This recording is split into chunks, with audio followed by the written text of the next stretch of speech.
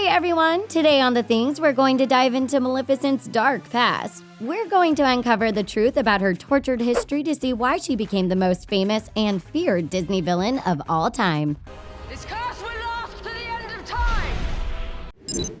We first got to know Maleficent from the Disney classic animated film Sleeping Beauty. She was dark and sinister. She had a thirst for vengeance when she felt double-crossed. She seemed like an evil sorceress with a heart of stone. It wasn't until later that we learned that there was much more to her than we first believed. As it turns out, Maleficent wasn't always evil. She has a heartbreaking backstory that would turn even the sweetest, virtuous person into a bitter, angry villain. Maleficent grew up as a fairy in the moors. She was different from the other fairies we've read about in the storybooks. While most fairies have sparkly glitter wings, Maleficent had enormous raven wings. She was always courageous and heroic, even when she was young. Not only did she protect the moors, but she also led a lost orphan boy named Stephen back to the human world. Stephen was wearing a ring with the ability to burn fairies. Sorry. This loving gesture made Maleficent fall deeply in love with him. So far, Maleficent doesn't sound like a villain, right? Well, this next part definitely is the key to where it all went bad for her. On Maleficent's 16th birthday, Stephen gave her what she believed to be a true love's kiss. But it wasn't. Stephen didn't love her. And after her birthday that year, he stopped coming to see her. As Stephen and Maleficent grew older, tension between the human world and the fairy world increased to the point of battle. Maleficent defeats the king, so the king tells his men to avenge him in order to win the throne. So clearly, Stephen would never hurt the fairy girl who had been so kind to him, right? Wrong. Stephen does the worst possible thing you could do to a fairy. He steals her wings. That was the last straw for Maleficent. He used Maleficent to become king, and what's worse, he didn't even care that he had hurt her so deeply. Stephen married the daughter of the former king, and they had a baby girl named Aurora, aka Sleeping Beauty. Of course, Maleficent was royally ticked off about this whole thing, so she cursed Stephen's newborn daughter. She said that Aurora would fall into a death-like sleep. Stephen begged Maleficent to spare his daughter's life, so she said that Sleeping Beauty can be awakened, but only by True love's kiss.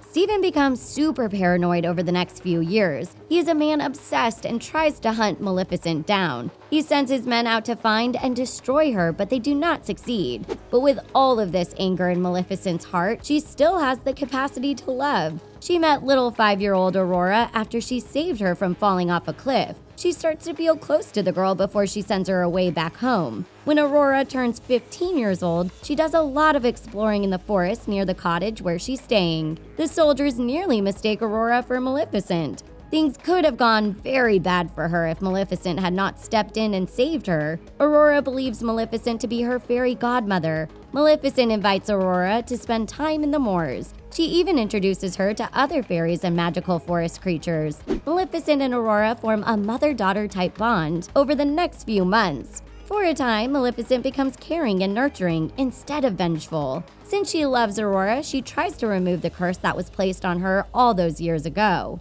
I revoke my curse!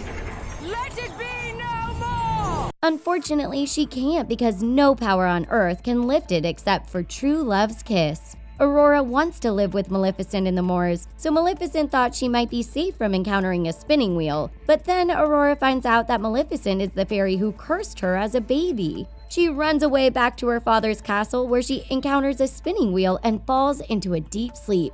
Maleficent tries to get Philip to kiss Aurora and wake her up. He tries, but the kiss has no power. Maleficent tells sleeping Aurora that she got so lost in vengeance and hatred that she forgot about love and joy. Maleficent swears to protect her.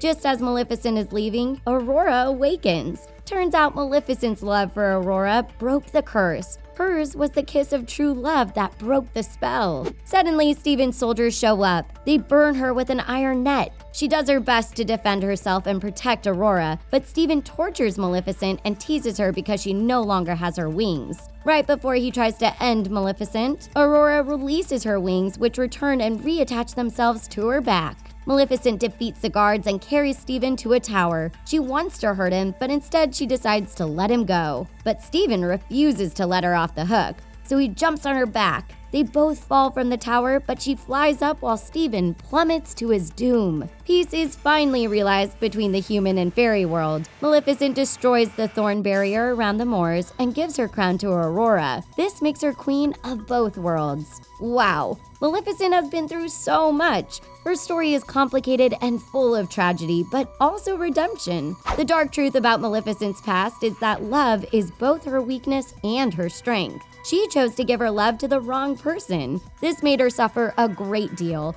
But if she hadn't loved Steven, she would never have met Aurora. Her motherly love for Aurora allowed her to feel happy again. She had the courage to truly love someone even after she was nearly destroyed by her love for Steven. It just goes to show that true love doesn't just exist between a prince and a princess, and love can liberate even the darkest of hearts. Some fairy tales can be downright heartbreaking, but we're glad that Maleficent finally found love in the end. Even misunderstood villains deserve true happiness and love, don't you think? What do you think about Maleficent's dark past? Is she evil, nice, or somewhere in the middle? Let us know in the comments section below. And thanks for watching The Things. Make sure to subscribe to be the first to see our latest videos. And if you liked this video, give it a big thumbs up. We'll see you soon.